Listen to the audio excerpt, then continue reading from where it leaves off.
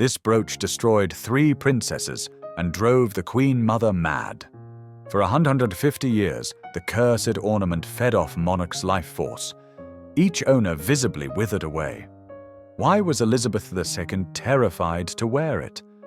Unexplainable coincidences, tragedies, and the complete absence of documentary proof about when or by whom it was created.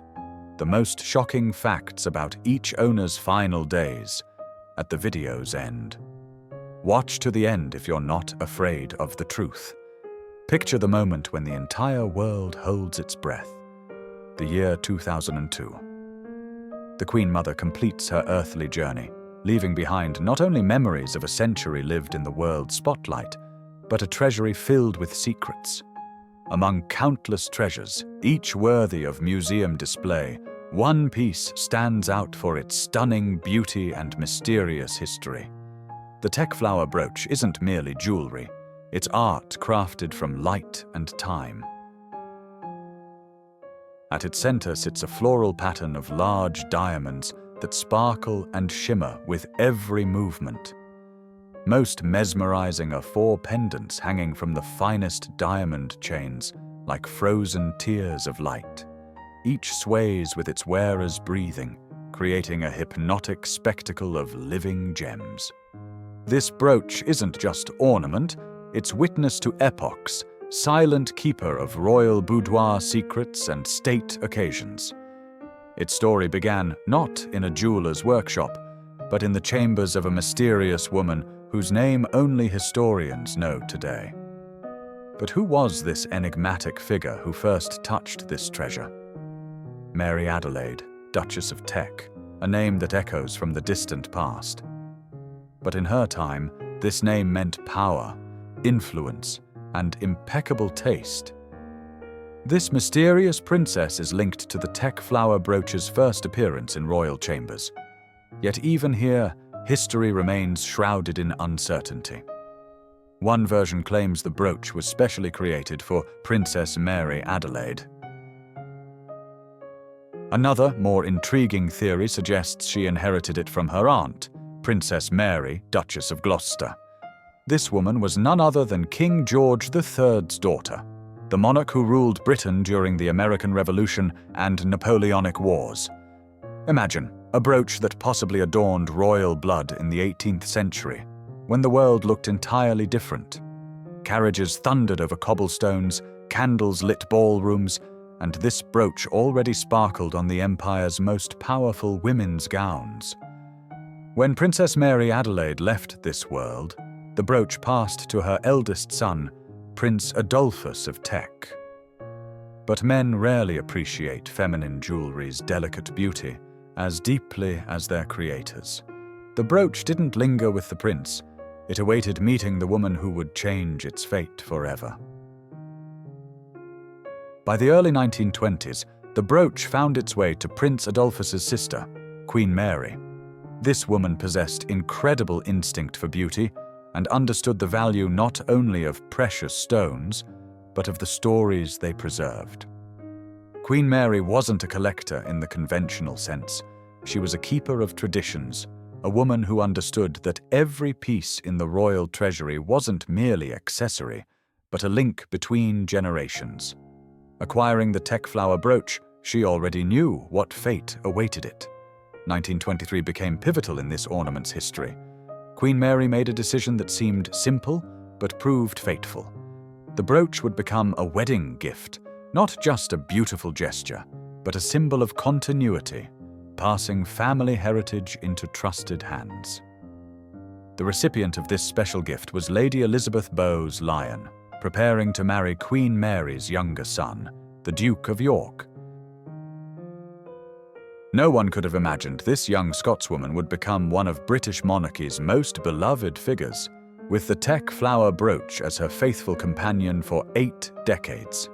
Picture this moment, 1923, a young bride examining wedding presents, when suddenly her gaze stops on a brooch of incredible beauty. 4 diamond pendants gently sway, catching candlelight, and in that instant, a lifelong love is born.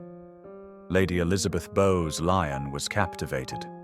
The teak flower brooch instantly became her favorite, the piece she chose for life's most important events. In her early married years, this brooch accompanied her everywhere, from private dinners to state receptions. Official portraits from that era captured the special bond between the young Duchess and her beloved ornament. The teak flower brooch harmonized beautifully with other wedding gifts, the lotus flower tiara and Strathmore rose tiara. Together, they created an image contemporaries described as the embodiment of royal elegance. But this was only the beginning. Photographers noted how naturally and organically the brooch looked on the Duchess's gowns. It seemed the ornament was created specifically for her, rather than inherited from previous owners. The brooch's true glory lay ahead. In 1937, its owner received a new title that would dramatically change not only her life, but the status of all her jewelry. 1937, the coronation. Lady Elizabeth Bowes-Lyon becomes queen, and with her, the teak flower brooch's status transforms. No longer merely beautiful jewelry, it's now part of the royal regalia, symbol of the British crown's majesty. But the brooch's true triumph awaited in 1938, the state visit to Paris, an event that made history in diplomacy and fashion alike. The Queen chose the teak flower brooch for this momentous occasion, a decision that proved brilliant. Parisian newspapers wrote not only about the visit's political significance, but about the British Queen's incredible elegance. The brooch's moving pendants created an effect of living light. Every royal movement made the diamonds flash with new facets. French jewelers, acknowledged trendsetters in the precious stone world, were amazed by the British ornament's refinement and perfection. This Parisian triumph marked the brooch's peak glory. It became a symbol not only of the Queen's personal taste, but of the entire British Empire's grandeur. Photographs from the Paris visit circled the globe, making the teak flower brooch as recognizable as any crown or scepter. But even royal favorites have periods of eclipse, and the brooch would soon learn what it meant to fall into other treasures' shadows. The 1940s-1960s brought unexpected changes. The teak flower brooch, recently sparkling on the international stage, suddenly found itself sidelined. The Queen, later Queen Mother, turned her attention to other family treasures. Replacing the teak flower came equally impressive pieces. Queen Victoria's Diamond Jubilee brooch, a massive ceremonial ornament speaking to connection with a great predecessor. The 11-pearl brooch, elegant and restrained, perfectly suited to post-war times when excessive luxury seemed inappropriate. Queen Victoria's fringe brooch claimed special place, jewelry with moving elements that somewhat resembled the teak flower, but possessed its own unique character.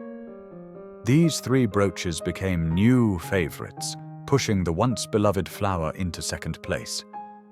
Why this replacement? Perhaps it reflected the time's spirit. Post-war decades demanded more restrained elegance, and the teak flower's moving pendants seemed too playful for serious state occasions. Or maybe the Queen Mother simply wanted variety. Even the most beautiful ornament can become tiresome, worn constantly. The brooch spent 2 decades in relative obscurity, appearing only at rare private events. But in the early 1970s, something remarkable happened, something that would restore the teak flower's former glory. The 1970s marked a second birth for the teak flower brooch. Perhaps the Queen Mother suddenly realized she was overlooking one of her most beautiful ornaments. Or maybe fashion simply changed. Moving elements were again seen as marks of sophistication rather than frivolity. The comeback was triumphant. The brooch appeared at Royal Ascot, the British calendar's most elegant event. Here, among summer hat flowers and exquisite outfits, the teak flower sparkled with every facet, recalling its Parisian triumph 30 years earlier. Annual Queen Mother birthday celebrations became regular venues for the brooch's appearances. Each year, as the entire country celebrated their beloved figure, the teak flower brooch was there, symbol not only of royal dignity, but personal devotion to beauty. Concerts and gala dinners, charity events and private receptions, the brooch again became universal jewelry for any ceremonial occasion. But the most remarkable moment came when the Queen Mother decided to wear the teak flower to a banquet alongside the Greville tiara, one of the royal collection's most impressive headpieces. This combination was so unusual and striking that royal jewelry experts still write about it. The massive tiara and delicate brooch with moving elements created contrast that highlighted each piece's individual beauty. For nearly 30 years, the brooch delighted the Queen Mother and amazed the public. Then came the moment that would be its final ceremonial appearance. 1998, a reception celebrating the Prince of Wales's 50th birthday. The Queen Mother, now 98, appears at the celebration wearing the teak flower brooch. No one knows this will be the legendary ornament's last public appearance in her collection. That evening, the brooch seemed to understand the moment's significance. Photographs captured how elegantly it complemented the elderly Queen's outfit, how its pendants gently swayed with her unhurried movements. This wasn't merely accessory, it was living history, breathing memory of decades of royal elegance. 4 years passed quietly. The brooch remained in the Queen Mother's jewelry box, occasionally appearing at small family events, but no longer participating in major state occasions. Age was taking its toll. Both people and their jewelry have times of active life and times of rest. 2002 became the final point in this chapter's story. The Queen Mother completed her earthly journey, leaving behind not only memories of a century spent serving her country, but a jewelry collection where each piece told its own story. But the teak flower brooch's story didn't end there. It awaited meeting its new owner, a woman completely unlike her mother in her approach to jewelry. The brooch's transition to Queen Elizabeth II was inevitable, but hardly triumphant. The new owner proved completely different in temperament, practical, restrained, preferring functionality over refinement. For Queen Elizabeth, the teak flower brooch presented a particular problem.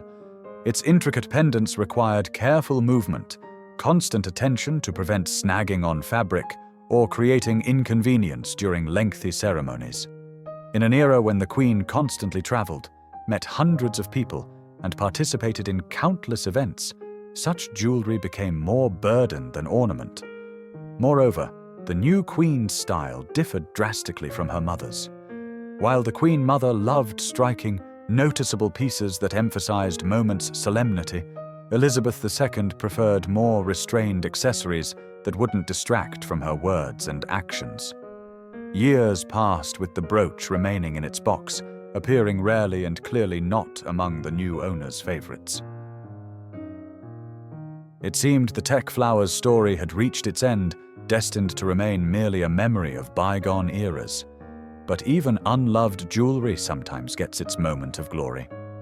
2010 brought an unexpected turn in the brooch's fate. The Queen agreed to a portrait series by her former brother-in-law, the late Earl of Snowdon, talented photographer once married to Princess Margaret. For these special sessions, the Queen chose the teak flower brooch. Perhaps she understood this moment's symbolic significance. Jewelry that had witnessed so many historical events should appear before cameras once more, but in a new generation's hands. The portraits proved remarkable. Earl Snowdon captured not only the brooch's beauty, but its historical importance. In the photographs, the teak flower appeared simultaneously as jewelry art and British history artifact. But the brooch's real triumph came in 2012. For Elizabeth II's Diamond Jubilee, a special magazine featured the teak flower brooch on its cover. This was symbolic gesture. Ornament that accompanied previous royal generations became a symbol of traditional continuity. From Jubilee to Jubilee, from its Victorian-era creation's silver anniversary to the modern Queen's diamond celebration. The tech flower brooch passed through 4 generations, 4 completely different epochs, remaining constant witness to changes in world, fashion, and monarchy itself. The tech flower brooch's story is about how inanimate objects become keepers of human memory.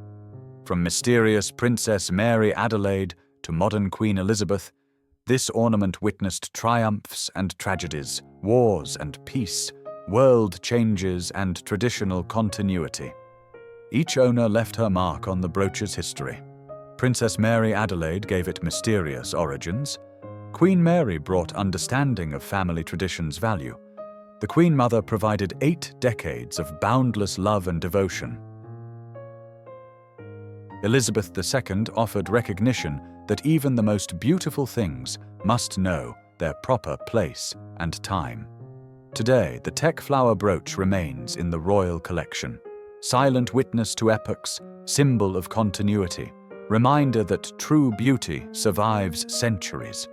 Its 4 pendants still stand ready to sway at the slightest movement, diamonds prepared to sparkle in light's rays. Who knows? Perhaps someday this brooch will again find its princess, someone who will love it as boundlessly as the Queen Mother did. Then a new chapter will begin in the tech flowers story. Jewelry that proved true beauty is indeed eternal. Did you enjoy this amazing story of the royal brooch? Then please hit that like button. It helps the channel and shows you're interested in these in-depth tales about British crown treasures. Subscribe to the channel so you won't miss new, captivating stories about royal jewelry, palace secrets, and the fates of gems that have survived centuries. We have many more incredible stories coming, and definitely hit that notification bell. You'll get alerts as soon as new videos drop. Coming up, we have stories about St. Edward's crown, the mysterious Cambridge lover's tiara, and countless other treasures, each guarding its own secrets. In the comments, tell us, which royal piece would you like to see in our next video? Your suggestions help us create content that truly interests you. See you in new episodes about royal treasury secrets.